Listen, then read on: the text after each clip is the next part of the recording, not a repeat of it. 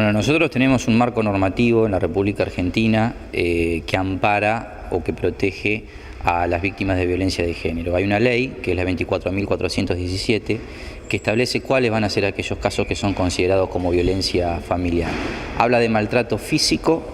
y de maltrato verbal o psíquico. Es decir, que aquellas personas que son golpeadas de parte del conviviente o del esposo, aquellas personas que son todo el tiempo estigmatizadas o ninguneadas o al punto donde reduce la condición de mujer o tanto de hombre. Recordemos que la ley protege a la violencia familiar, es decir, que puede ser víctima de este delito tanto el hombre como la mujer. La estadística marca que generalmente la víctima de este tipo de delitos son las mujeres, pero no hay algún caso, no se ha escapado algún caso donde también el hombre puede ser víctima de violencia familiar. Habla, como te decía, de maltrato físico, de maltrato psicológico o de maltrato o alguna agresión verbal, es decir, insultos constantes, degradar a la mujer en su condición de tal, discriminarla. Entonces, hay una protección de parte de todo eso que es competencia de los juzgados de familia. En el caso de Chacabuco es competencia de un juzgado de paz, porque nosotros no tenemos juzgado de familia, está en Junín, acá interviene el juez de paz. Entonces se recibe la denuncia en la comisaría de la mujer cuando una persona es maltratada por su conviviente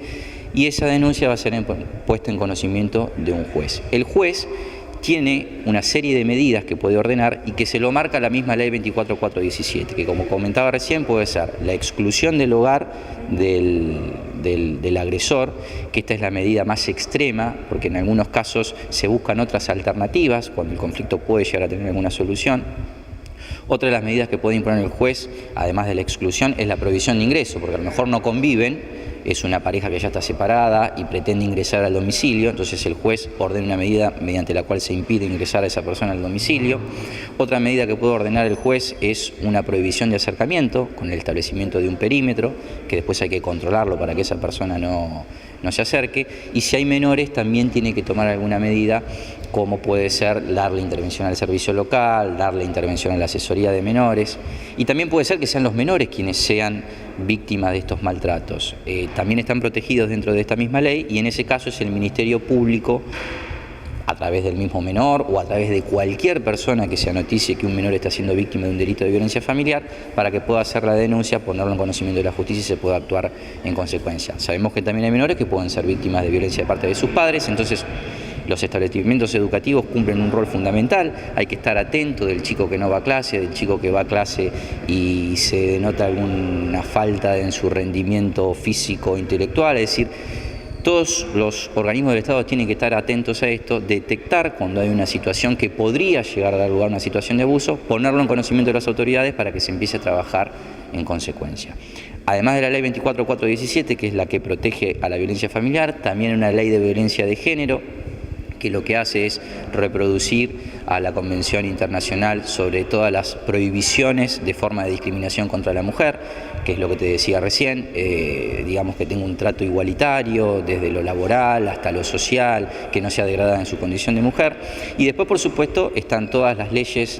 complementarias y el propio Código Penal que establece cuando hay un delito de lesión y demás, cuáles van a ser las penas que se tienen que imponer. Lo importante de esto es que las víctimas, como decía recién, pierdan el miedo de denunciar, que sepan que detrás de todo esto hay un Estado que las protege y que las va a acompañar a lo largo de todo el procedimiento.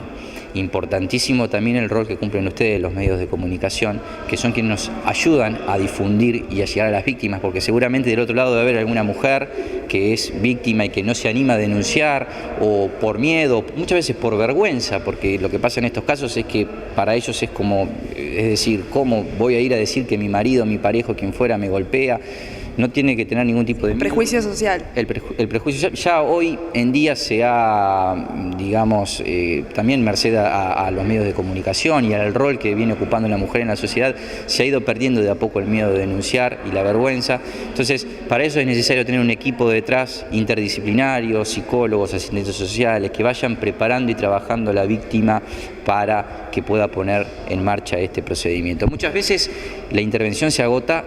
con el asesoramiento legal, técnico, hasta que vaya perdiendo el miedo y se siente en condiciones de poder denunciar. Bien, claramente es enorme la responsabilidad que tenemos como medios de comunicación para visibilizar esto, pero ¿qué hacer ante una denuncia de manera mediática? ¿Cómo los medios de comunicación deben intervenir? Los protocolos de actuación hablan mucho sobre la discrecionalidad y la protección de las identidades de las personas que hacen este tipo de denuncias. Ahora, si es la propia víctima la que quiere mediatizar el caso, nosotros tampoco se lo podemos impedir. Lo cierto es que cuando un funcionario público toma conocimiento de la posible comisión de un delito, tiene obligación de denunciar. Y nosotros muchas veces hacemos eso. Si vemos que hay alguna persona que en lugar de acudir al lugar que corresponde, que es la comisaría de la mujer, lo hace a través de un medio de comunicación, se hace un extracto o un acta respecto a esa publicidad y se la pone en conocimiento de la comisaría de la mujer para que de oficio se inicie la denuncia. Lo que pasa es que después tiene que ir la víctima a ratificar, que es una medida necesaria para que pueda tener intervención. Hay acciones que si no las inicia la propia víctima no pueden seguir, no pueden llevarse adelante, que es como lo que sucede en los casos de los abusos sexuales, lo que sucede en este tipo de casos. Tiene que después ir la víctima a ratificar, pero nosotros vamos a cumplir con nuestra obligación legal de tener que poner en conocimiento de las autoridades cuando tomamos nota o nos anoticiamos de esto. No es lo aconsejable,